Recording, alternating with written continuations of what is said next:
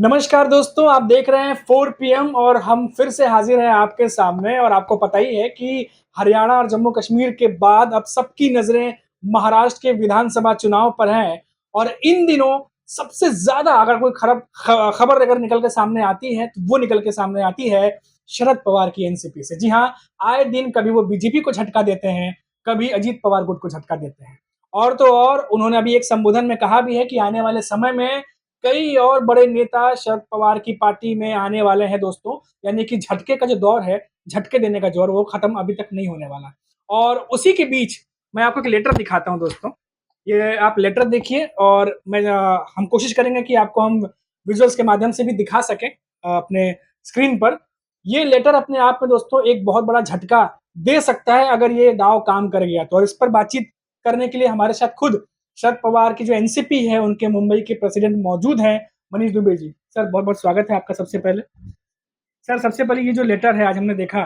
कि एक लेटर लिखा गया आपकी तरफ से शरद पवार साहब को। क्या कुछ माँगे की गई हैं और ये एक बहुत बड़ा मुंबई में एक दाँव कैसे कह सकते हैं इसको? मुंबई देश की आर्थिक राजधानी है और मुंबई में पूरे देश से ही सब लोग यहाँ पे अपना रोजी-रोजगार कर रहे हैं। हुँ, तो हमारे महाविकास आघाड़ी के जो प्रणेता हैं, परम आदरणीय शरद चंद्र जी पवार साहब को,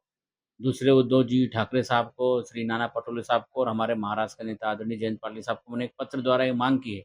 कि मुंबई शहर की जो 12 विधानसभा क्षेत्र है, जी। जिसमें दहिसर, मागाठाणे, कांदिवली, malaड, कुर्ला, कलीना, अणुशक्ति नगर, शिवाजी नगर, मानखुर्द ये जो क्षेत्र है हिंदी भाषी बाहुल्य क्षेत्र है और यहाँ पे हिंदी भाषियों की संख्या बहुत है। हुँ, इतनी संख्या है कि वो इलेक्टिव मेरिट तक आ सकते हैं। हुँ, मैंने पवार साहब से ये पत्र माध्यम से मैंने विनती किया है कि आप यहाँ पे हिंदी भाषी समाज के लोगों को प्रतिनिधित्व दीजिए। क्योंकि मुंबई शहर में जो हिंदू भाषी समाज है और मुंबई का ही आमदार नहीं बनेगा, बाकी 20 जो राज्य हैं हिंदी भाषी जहाँ पे बोली जाती है, उनका भी वो आमदार बनेगा। और मुंबई शहर, थाने, पालघर के जो नियर 6 महानगर पालिका है, उनको भी मजबूत कर सकता है पार्टी के माध्यम से महाविकास आघाड़ी को। इसके लिए मैंने माँग की है, ये 12 सीटों पे हिंदी भाषी प्रतिनिधित्व को ज़िम्मेदारी दी जाए। जी। अब सर अभी आपने ये जो लेटर लिखा है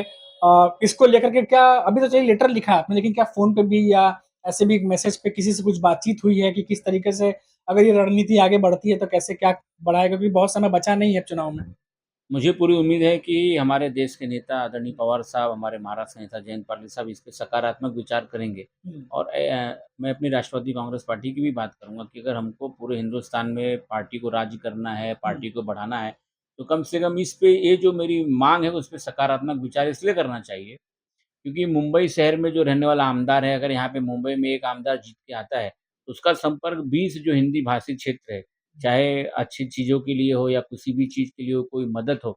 तो किसी को उत्तराखंड से फ़ोन आएगा, किसी को झारखंड से फ़ोन आएगा, किसी को बिहार से फ़ोन आएगा, राजस्थान से, पंजाब से, हरियाणा से। क्योंकि अगर यहाँ पे एक विधानसभा का हिंदी भाषी उम्मीदवार है, तो उसका कनेक्शन ऑटोमेटिक भाषा की वजह से देश के अन्य राज्यों से कनेक्ट होता है और जिसका फ़ायदा हमें पार्टी बढ़ाने के लिए पूरे देश में फ़ायदा मिल सकता है। इसलिए मैंने ये पत्र के माध्यम से विनती की है कि मेरी माँग को सकारात्मक विचार किया जाए और मुझे पूरा उम्मीद है, इस पे सकारात्मक विचार किया जाएगा। जी। और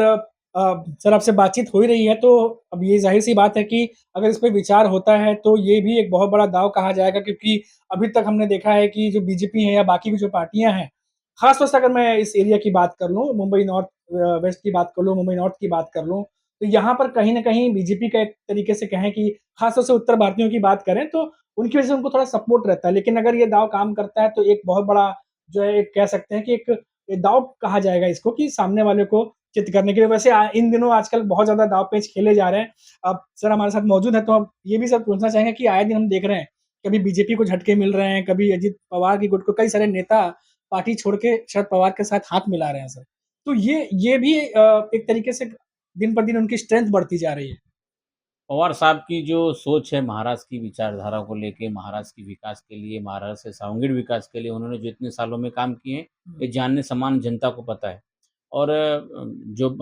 अनेक दल के लोग हैं उन्होंने पार्टी तोड़ा, अपनी सरकार लाई, लेकिन उन्होंने पार्टी तोड़ने का काम किया, उन्होंने सिर्फ़ विधायक तोड़ने का काम किया, हुँ, लेकिन जनता जहाँ थी वहाँ पे ही है और उल्टा हमारी राष्ट्रवादी कांग्रेस पार्टी पवार साहब के नेतृत्व में, हमारे जयंत पाटिल साहब के नेतृत्व में मुंबई शहर और महाराष्ट्र में और मजबूत हुई है और जन सामान्य को ये लगने लगा है कि हुँ, मेरी अगर भविष्य कहीं पे सुरक्षित है, तो पवार साहब के माध्यम से उनके ही बैनर के नीचे, उनके ही झंडे के नीचे हमारा भविष्य सुरक्षित है, हमारा महाराष्ट्र सुरक्षित है, हमारे बच्चों को रोज़गार मिलेगा, हमारी महिलाएँ सुरक्षित रहेंगी। ये हुँ। सोच के जन सामान्य से जुड़े लोग जिसको इच्छा है आमदार बनने की या अपने समाज के माध्यम से अपने लोगों को हित करने की, उनको आज हमारे आदरणीय पवार साहब के अलावा कोई दूर-दूर तक कोई दिखाई नहीं दे रहा है। इसके लिए अभी कुछ दिन में देखिए जो हमारे दूसरे जो पार्टियों में टूट के गए हैं, मुझे जहाँ तक अनुमान है, जो मेरे सूत्र हैं, 20 से 25 सिटिंग विधायक हमारी पार्टी से जुड़ने वाले हैं। अभी और जुड़ने वाले हैं। यस, 20 से 25 विधायक आने वाले 5 से 6 दिन, 8 दिन में जो सिटिंग विधायक है, वो भी, जो लाइनअप सेकंड नंबर पे थे, वो भी। तो ऐसे पवार साहब के नेतृत्व में 15 से 20 से 25 विधायक, हुँ। चाहे वो अन्य पार्टियों से हमारे साथ में जुड़ेंगे और आने वाले समय में महाविकास आघाड़ी की सरकार बनेगी, इसकी मुझे पूरी उम्मीद है। जी। मनीष दुबे जी ने बहुत बड़ी बात कही है क्योंकि इससे पहले भी हमने देखा कि जयंत पाटिल भी हों, अब शरद पवार साहब खुद हों, उन्होंने भी कहा था कि आने वाले समय में बहुत बड़े लेवल पे जो नेता हैं वो पार्टी के साथ जुड़ने वाले हैं और ख़ास तौर से आपको याद होगा कुछ रिपोर्ट्स भी आई थी जिसमें बड़ी मछली का ज़िक्र किया गया था। यानी कोई बहुत बड़े नेता जो हैं वो शरद पवार की पार्टी का साथ पकड़ सकते हैं और एनडीए के नेताओं की तरफ से चाहे वो संजय राउत हों, कई सारे नेताओं ने इसका हिंट भी दिया था और अभी मनीष दुबे साहब जो हैं हमारे साथ मौजूद हैं, शरद पवार के एनसीपी के मुंबई के प्रेसिडेंट, उन्होंने भी बोला कि आने वाले समय में 20 से 25 विधायक जो कि बहुत बड़ा एक कह सकते हैं कि एक नंबर है और ये नंबर जो है वो आने वाले समय में और जुड़ सकता है। फिर इसके पीछे ये भी हो सकता है कि लोकसभा चुनाव में हमने देखा मनीष सर कि बहुत ज़्यादा जो स्ट्राइक रेट है, शरद पवार की एनसीपी की 10 में से 8 सीटें निकाल के चले गए वो और जो 1-2 सीटें कम हुई वो भी देखा गया कि मिलते-जुलते जो निर्दलीय खड़े थे, चुनाव चिन्ह उनके मिलते-जुलते थे, इस वजह से थोड़ा बहुत वोट जो है इधर-उधर हो गए। नहीं, हम तो हमारा तो हमारी पार्टी का 100% स्ट्राइक रेट इसलिए है कि हमने 8 जीते और जो 2 हारे, हमें हारे नहीं, हमें हराया गया है, सिस्टम ने हमें हराया।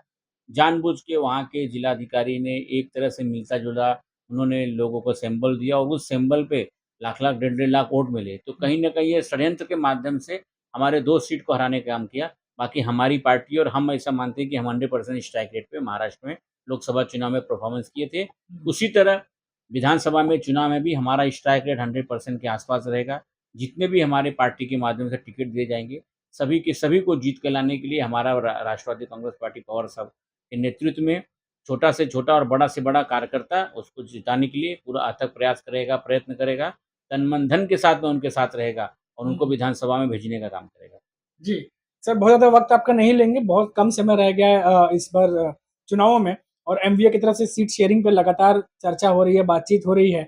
तो कुछ एक अनुमान सर अगर आप दे पाएँ अपने सोर्सेज़ के हवाले से कि कब तक सीट शेयरिंग जो है वो फाइनल हो सकती है और उम्मीदवारों की सूची कब तक आ सकती है? मेरा अनुमान है कि 15 तारीख तक सभी सीट शेयरिंग कन्फर्म हो जाएगा, मीटिंग रेगुलर चालू है जी। और 15 तारीख तक ऑफ़िशियल अनाउंसमेंट पूरे महाराष्ट्र में हो जाएगा और उम्मीद है कि आने वाले 2-4 दिन में एक कोड ऑफ कंडक्ट लग जाएगा। उसके इमीडिएट बाद सबसे पहले महाराष्ट्र में कोई अगर अपना सीट शेयरिंग का डिसाइड करेगा, तो हमारी महाविकास आघाड़ी के माध्यम से अनाउंस किया जाएगा। जी, थैंक यू सो मच हमसे बात करने के लिए और ये मनीष दुबे जी थे जो कि मुंबई जो प्रेसिडेंट हैं शरद पवार एनसीपी के, वो उन्होंने कई सारी जानकारी हमसे शेयर की और आए दिन लगातार बहुत सारी खबरें निकल कर सामने आ रही हैं और जैसा कि हमने बताया कि एक लेटर लिखा गया इनकी तरफ से और काफ़ी ज़्यादा ये अहम हो जाता है लेटर क्योंकि ये ऐसा क्रिटिकल सिचुएशन है इस समय कि हर एक चीज़ जो है वो कुछ नयापन या कुछ नया दाँव-पेच जो है वो हर पार्टी की तरफ से कोशिश की जा रही है कि वो किया जाए ताकि आने वाले समय में एक दूसरे पर बढ़त बनाई जा सके। तो जैसे ही नई अपडेट्स आएँगी, जो भी नई खबरें आएँगी, कोई नया मुद्दा होगा, वो सब कुछ हम लेकर के आपके सामने दोबारा हाज़िर होंगे। अभी के लिए फ़िलहाल इतना ही, फिर लौटेंगे तो बात करेंगे महाराष्ट्र की किसी बड़ी खबर पर। तब तक के लिए मुझे इजाज़त दीजिए और आप देखते रहिए 4 पीएम। नमस्कार।